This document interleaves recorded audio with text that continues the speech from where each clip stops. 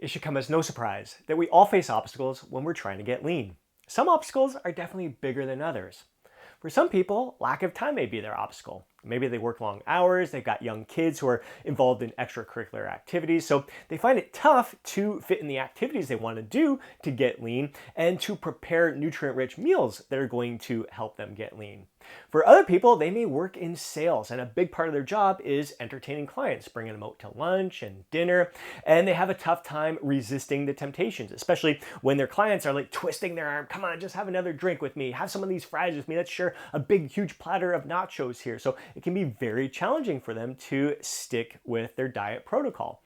For other people, it may be stress. Maybe they're just overwhelmed with stress. They have a tough time managing it, and it leads to them binge eating. Maybe you get sick.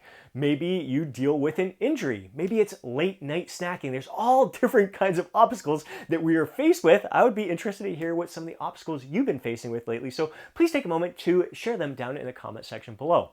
Now, how do we remove these obstacles from our fat loss journey in the process of trying to get lean? It all comes down to perspective.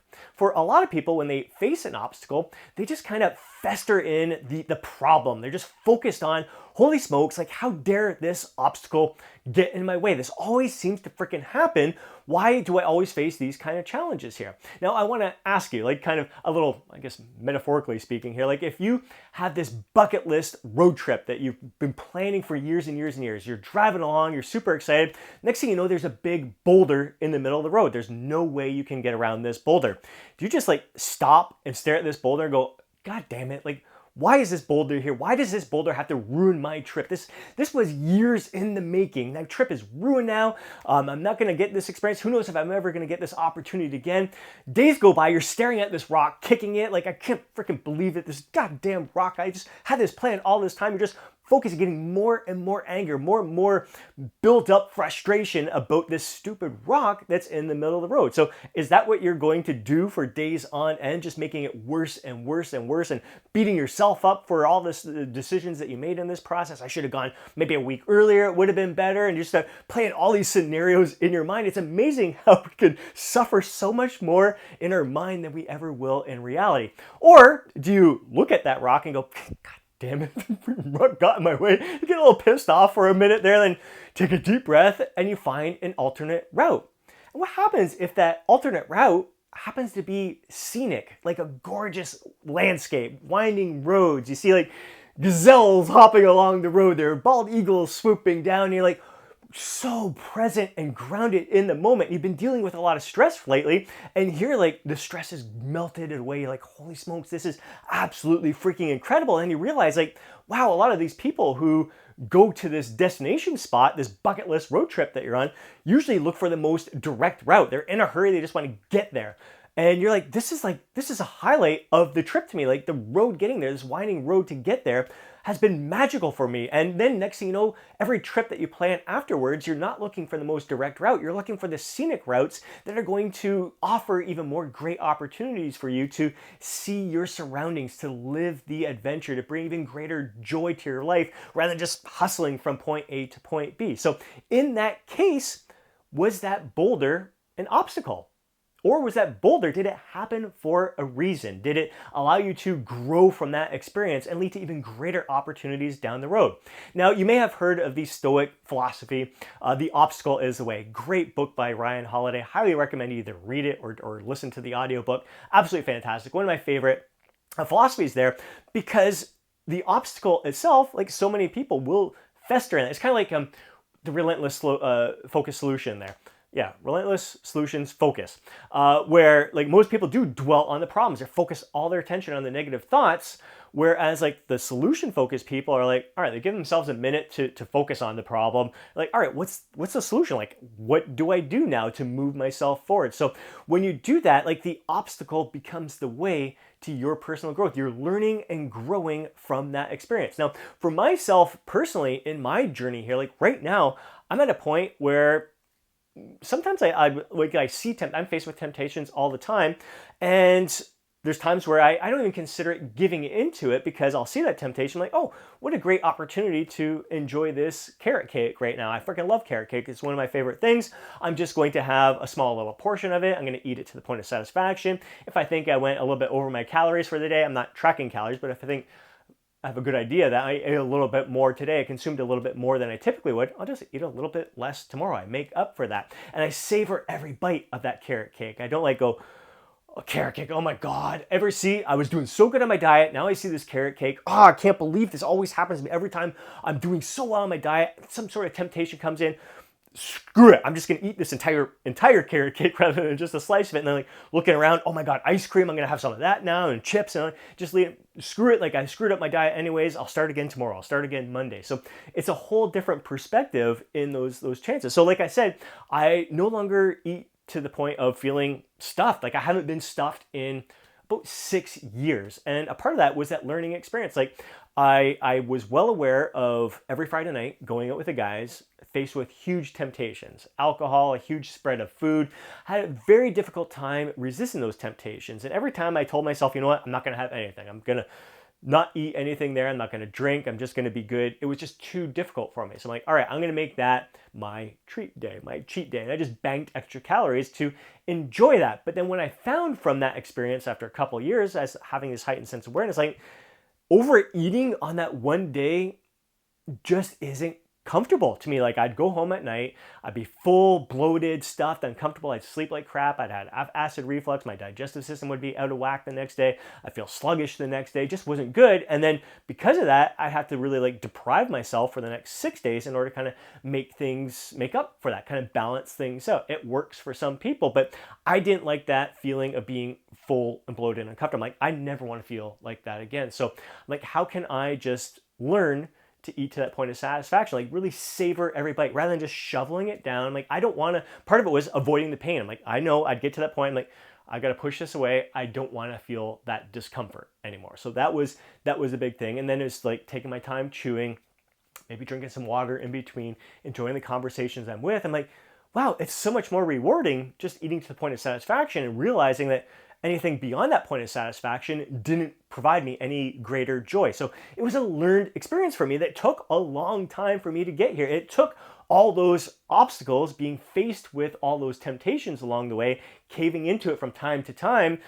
Sometimes it's caving into it each and every time, but getting a little bit better each time. All right, wasn't exactly what I wanted to do today, but it was better than it was the last time. So recognizing that and celebrating that as a victory, rather looking at it as defeat, as I wasn't perfect, I didn't avoid that temptation, I didn't stop at the point of satisfaction. Like, okay, I didn't stop at the point of satisfaction, but it was less than it was before. So that's progress. So really finding those mini victories to celebrate. So when it comes to the obstacle of time, all right, like what can you do to maybe try to make more time in your day? Are there time wasters throughout your day? Like how much time are you spending flipping through your phone, being distracted by social media, maybe watching television? Like can you utilize some of that time to be active or to meal prep, or maybe you involve your kids if they're a little bit older in the meal prep process there, and really have a lot of fun with it, and really educating educating your children on the importance of quality nutrient-rich foods, not making it about weight loss or anything like that, making it about thriving. Like these foods are going to, especially if they're involved in extracurricular activities like some sports and athletics, and like these foods are going to help you perform better in your sports. You're going to feel lighter, you're going to feel more agile, you're going to feel more energetic by a lot of these foods there. So really embracing that opportunity so you make a little bit more time in your day, and also realizing that all right, you don't need to work out for an hour or hours on end in order to experience an incredible body transformation. If all you have is 15 minutes, work with that 15 minutes. When my kids were young, I did two 10-minute workouts a day. I did a 10-minute weight training session in the morning and a 10-minute cardio session later in the day. That worked for me at the time right there in my office. I didn't have time to go out to the gym. I was trying to build a business. I had the young kids. It was incredibly busy time for me.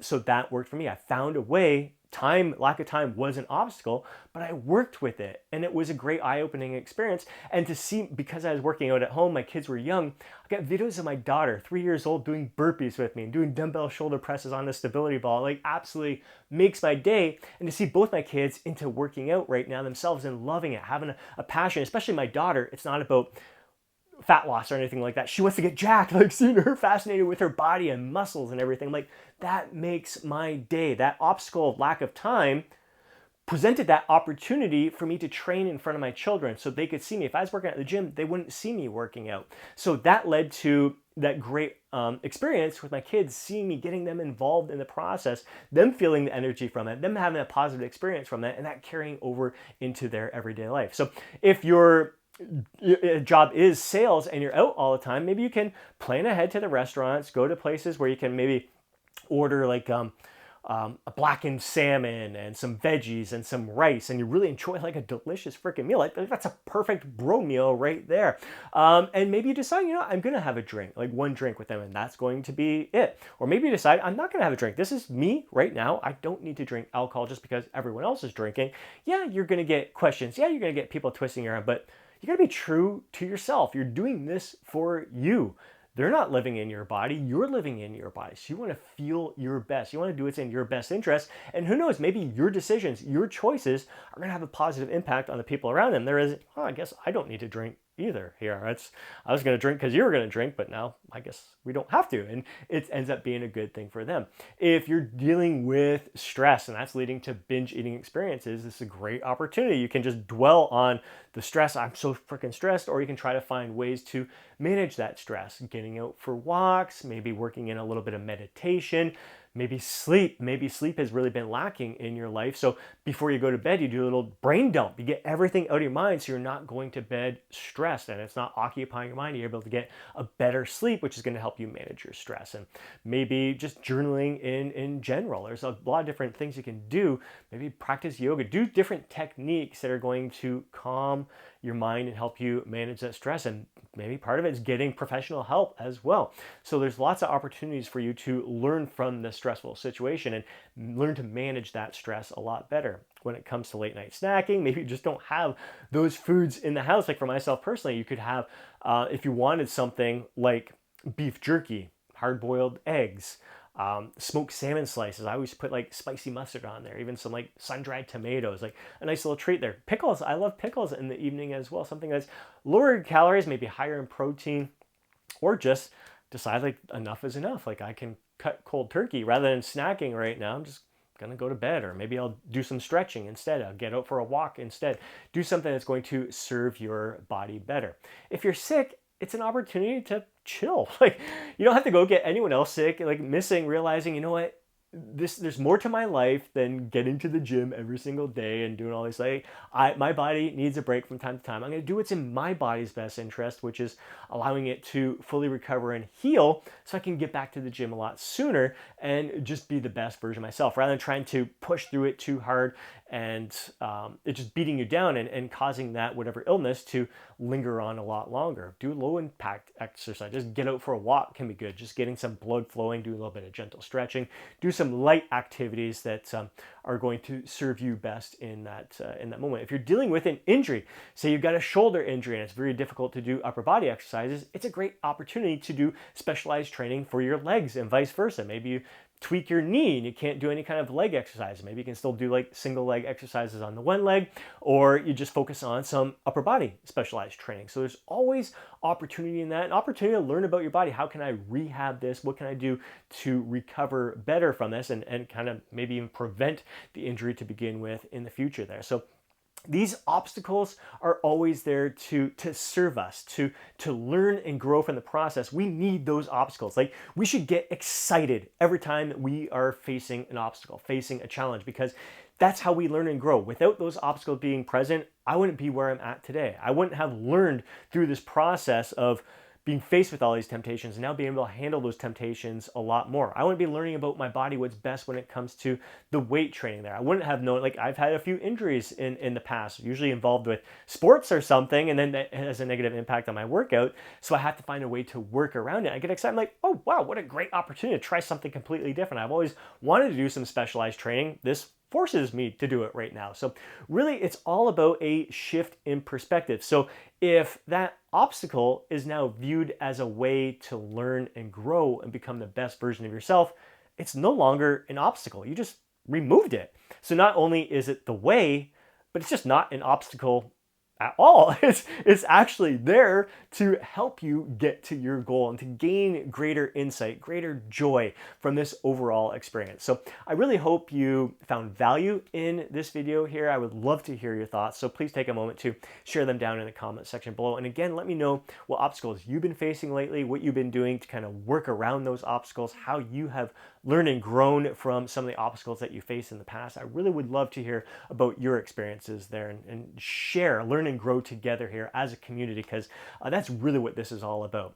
If you enjoyed today's video, please do me a huge favor and smash that thumbs up button. I'd really appreciate it. If you want to see more videos like this, be sure to subscribe to the channel.